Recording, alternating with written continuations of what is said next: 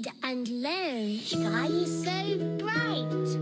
Smart kids grow with moonlight. Read and learn, shine so bright. Smart kids grow with moonlight.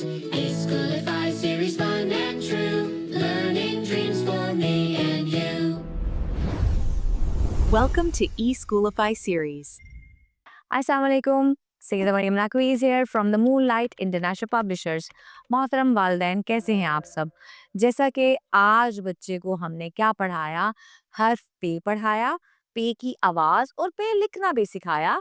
नीचे जाए, line पे लेटाए, ऊपर आए, पे के नीचे 3 नुक्ते लगाए।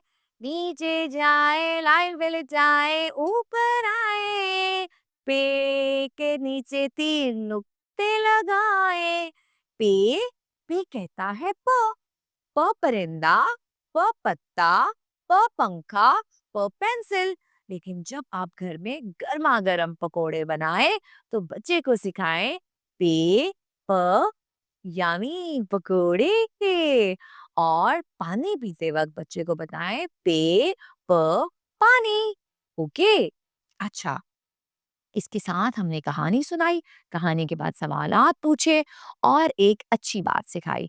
आपका बच्चा जब भी आपके सामने पानी पीता है या आपसे पानी मांगता है तो बार बार हमने उसे बताना है पानी बैठकर और 3 सांसों में पीना चाहिए। उम्मीद करती हूँ कि आज का लेक्चर आप लोगों को बहुत अच्छा लगा होगा। इसके साथ ही मरियम नकवी को इजाजत है। शुक्रिया, अल्लाह हाफ़िज़। eSchoolify.